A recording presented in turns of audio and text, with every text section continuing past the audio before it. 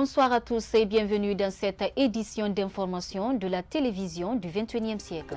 Dans l'actualité de ce soir, les multiples interpellations des hommes de médias inquiètent le syndicat de la presse privée de Guinée. La structure syndicale l'a fait savoir à travers une conférence de presse qu'elle a animée ce vendredi au siège de la CNTG. Les échos, c'est dans ce journal. Les examens nationaux démarreront officiellement le 5 août 2020 par l'examen d'entrée en 7e année. Suivi des candidats au BEPC, les bacheliers vont fermer la marche le 28 août 2020. Les responsables de l'école guinéenne s'activent sur le terrain pour la réussite des examens. Vous les entendrez dans cette édition d'information. Une fois encore, bonsoir et bienvenue à toutes et à tous. Annoncé officiellement le 20 juillet 2020 par la CENI, l'opération de révision des listes électorales a débuté sur toute l'étendue du territoire national. Une opération d'enrôlement qui concerne les électeurs ayant l'âge de 18 ans et les 2,5 millions d'électeurs retirés du fichier électoral lors des dernières élections législatives et référendaires. C'est un reportage de Mariam Diallo. L'assainissement du fichier électoral est l'une des conditions sine qua non posées par l'opposition guinéenne pour participer à toute échéance électorale en Guinée.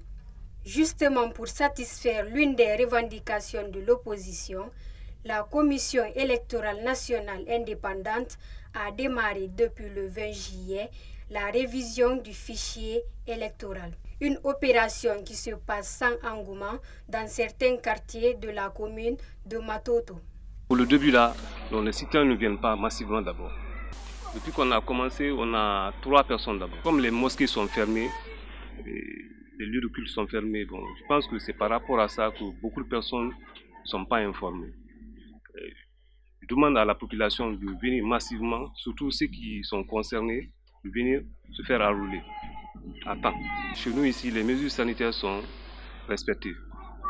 Il y a l'équipe sanitaire qui est à la rentrée. Félix Zougubori est un habitant du quartier Matoto Centre. Il est venu pour se faire enrôler après plusieurs mois absent à Conakry. Pour lui, avoir une carte d'électeur est un acte citoyen. Je suis venu pour m'enrôler parce que j'ai changé de lieu. J'ai été recensé à Kenya, mais présentement je suis à Matoto Centre. Quand on dit citoyen, c'est lorsque tu rencontres les devoirs civiques. Je n'ai pas rencontré de difficultés, je suis venu librement, seulement il n'y a pas d'engouement. Cet autre citoyen habitant à Kipé, dans la commune de Ratoma, se plaint de n'avoir pas vu une équipe des agents recenseurs dans son quartier. Moi, dans mon quartier à Kipé, aucun signe, je vais le dire. Bon, je viens ici quand même en ville. Je vois ce staff-là qui sont sur place. Bon, je me demande si toutefois qu'il y a une lenteur qui se passe au niveau national. C'est une question que je me pose, si le recensement est national ou bien c'est sectoriel. Moi, j'appelle à tous les citoyens de venir se recenser. Dès là, notre équipe s'est rendue à Kaloum. La même morosité se fait sentir dans les KL. De quoi s'inquiéter ce rapporteur de la CECI de Kaloum?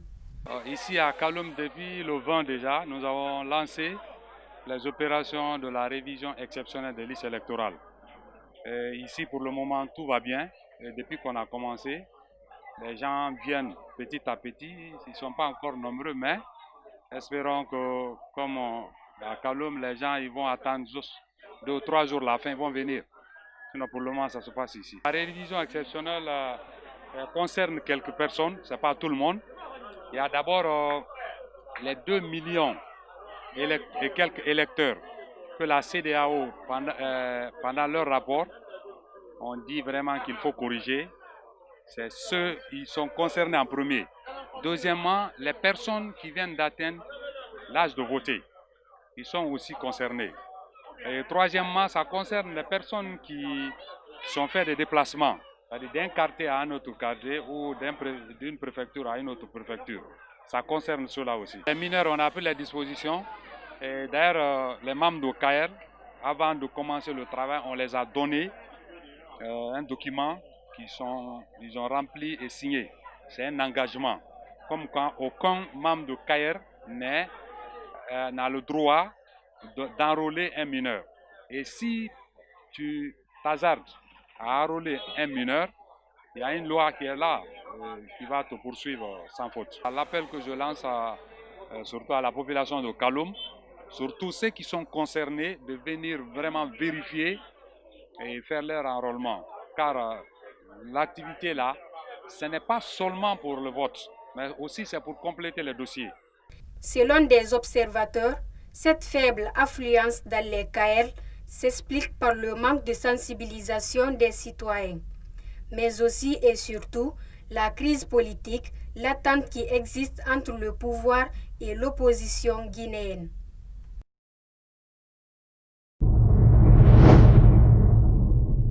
Le président du parti UDRG plaide pour une transition politique apaisée en Guinée. Pour Baouri, les manifestations récurrentes du FNDC ne sont pas forcément la solution aux maux dont souffre actuellement la Guinée. Il l'a fait savoir dans l'émission Starcom à suivi.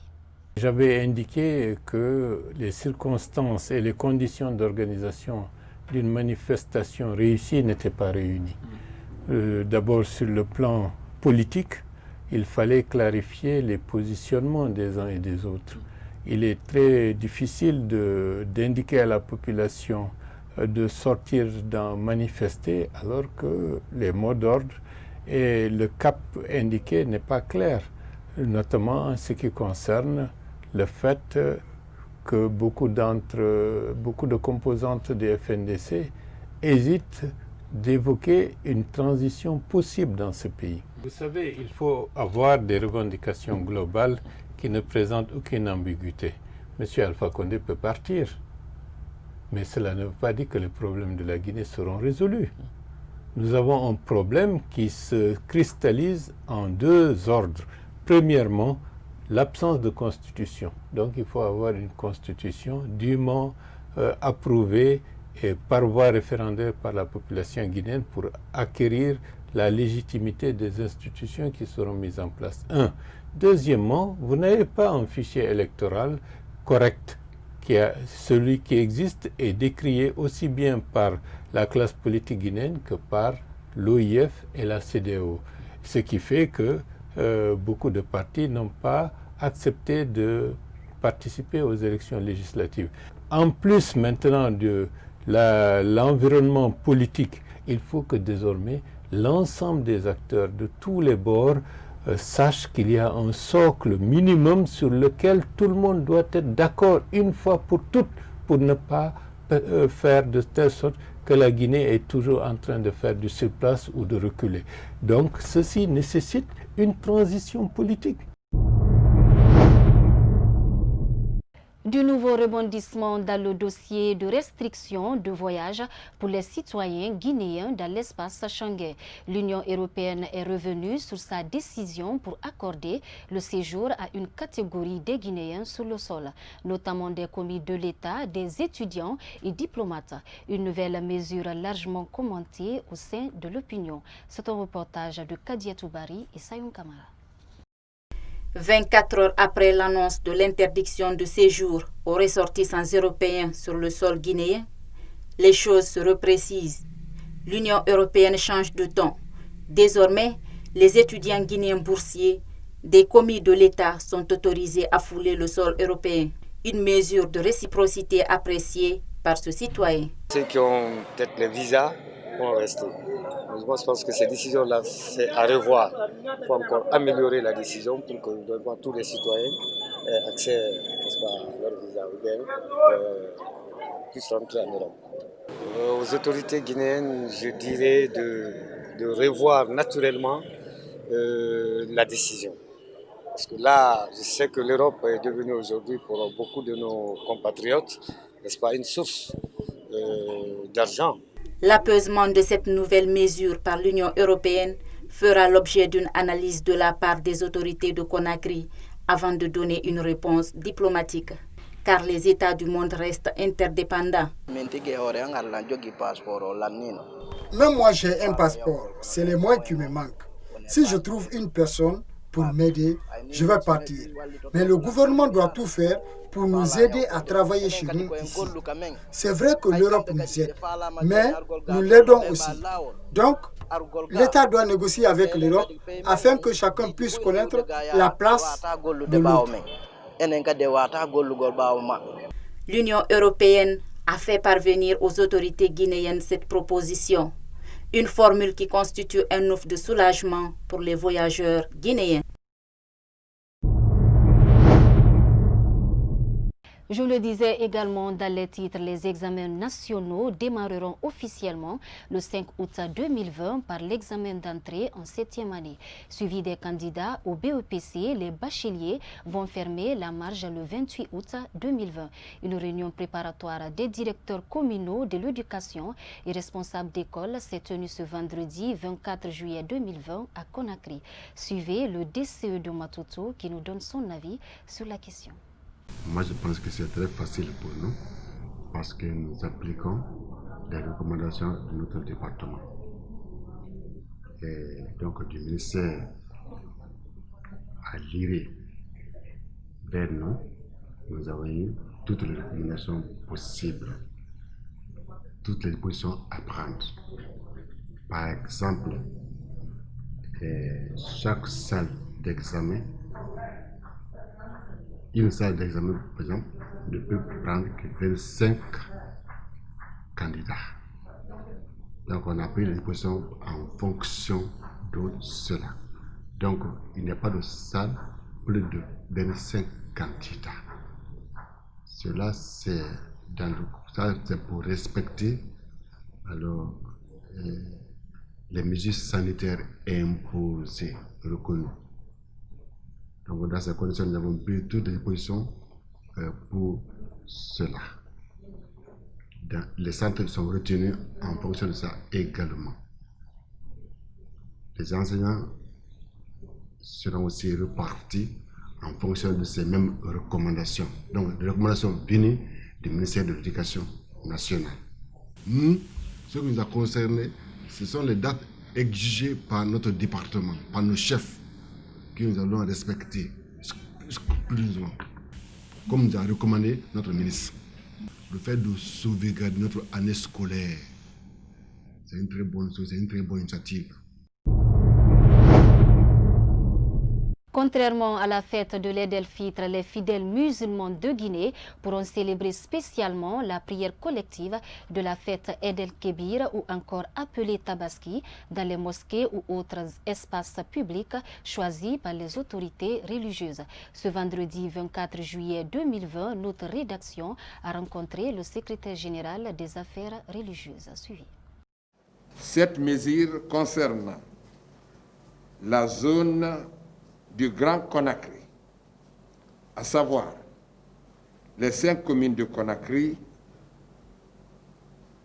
et les communes du Dubrika, Koya, ainsi que les communes urbaines des préfectures de Bouki, Mamou, Firia, Kindia et Massanta.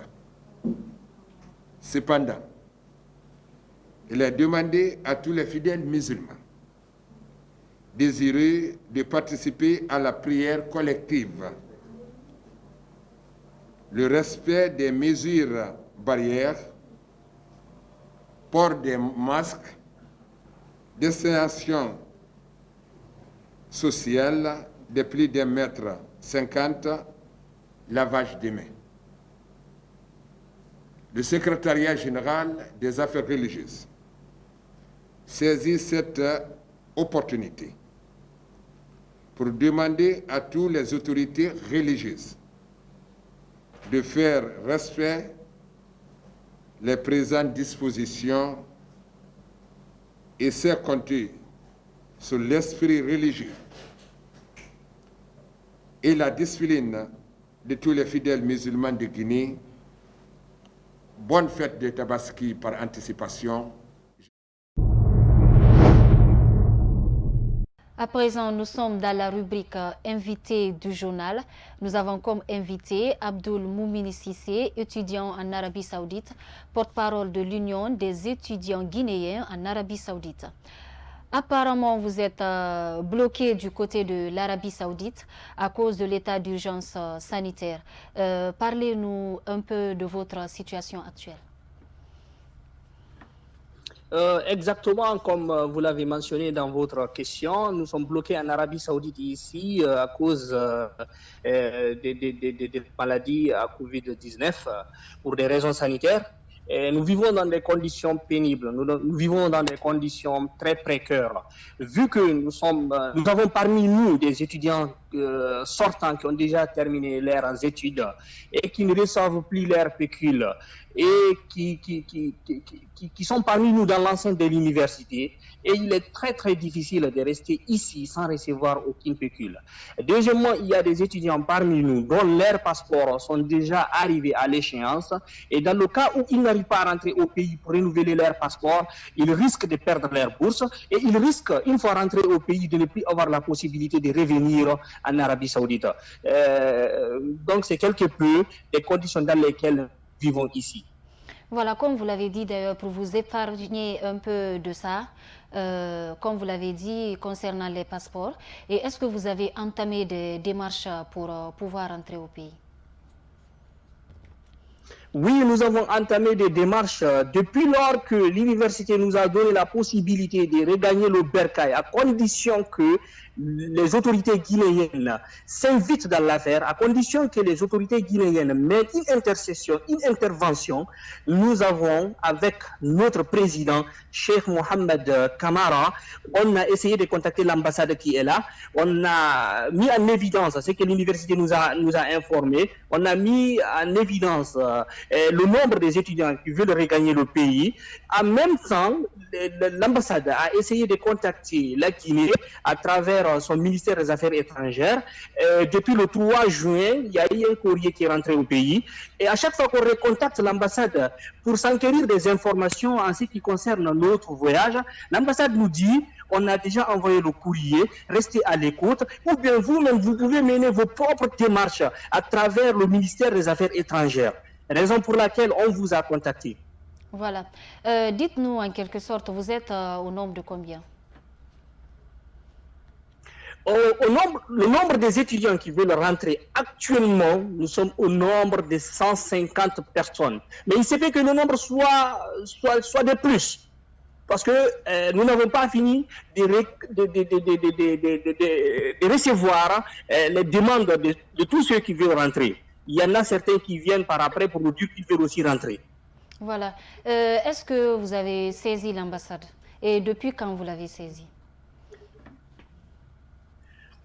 Nous avons saisi l'ambassade il y a de cela 2 mois qu'on a saisi l'ambassade. Et le courrier qui a été envoyé en République de Guinée a été envoyé depuis le 3 juin.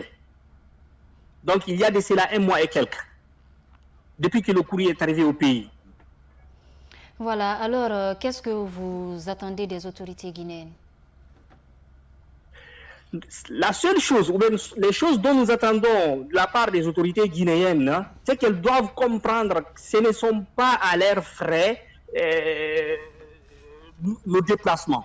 Ici, l'université nous a accordé la doléance qu'elle va financer nos déplacements, nos rentrées et nos revenus. Donc, dans le cas où l'autorité n'intervient pas, on ne pourra pas rentrer au pays. Deuxièmement, ceux qui veulent rentrer par après vont rentrer à leurs propres frais. La seule chose que nous demandons aux autorités guinéennes, c'est d'intervenir, d'envoyer un courrier, soi-disant qu'on accepte que nos concitoyens rentrent au pays. On accepte que les étudiants qui sont là-bas, qui sont bloqués, dont l'État saoudien a déjà donné le feu vert, soi-disant qu'on va financer leur déplacement pour rentrer gagner leur pays d'origine, on accepte qu'ils rentrent. C'est la seule chose que nous demandons aux autorités. Dans le cas où l'autorité n'arrive pas à le faire, l'autorité doit savoir que nous vivons dans des situations pénibles, dans des situations précaires, dans des situations dans lesquelles même les mots devraient être en manque pour les mettre en évidence. Merci, M. Cissé, d'avoir répondu à nos questions. Vraiment, nous vous remercions pour cette bonne action que vous avez menée et nous remercions Allah Tabaraka wa Ta'ala de vous récompenser énormément.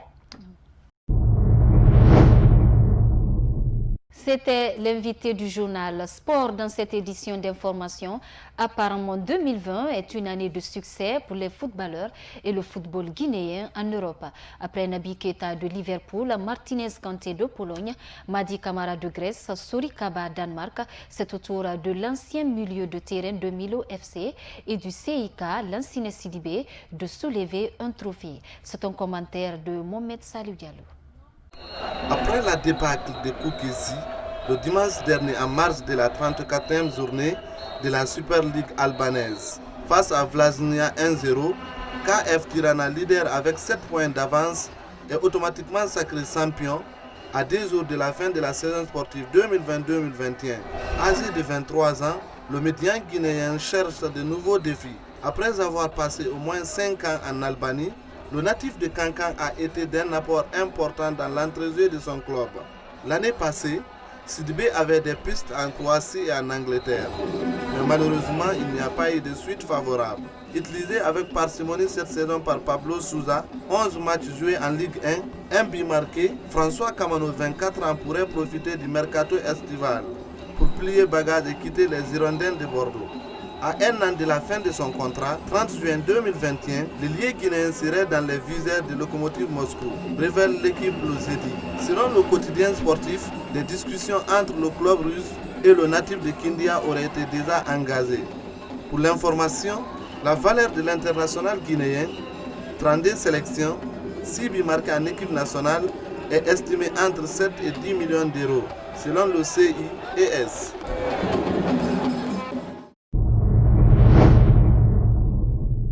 Hors de nos frontières au Mali, comme annoncé, 5 présidents ouest-africains se sont rendus à Bamako pour tenter de résoudre la crise politique.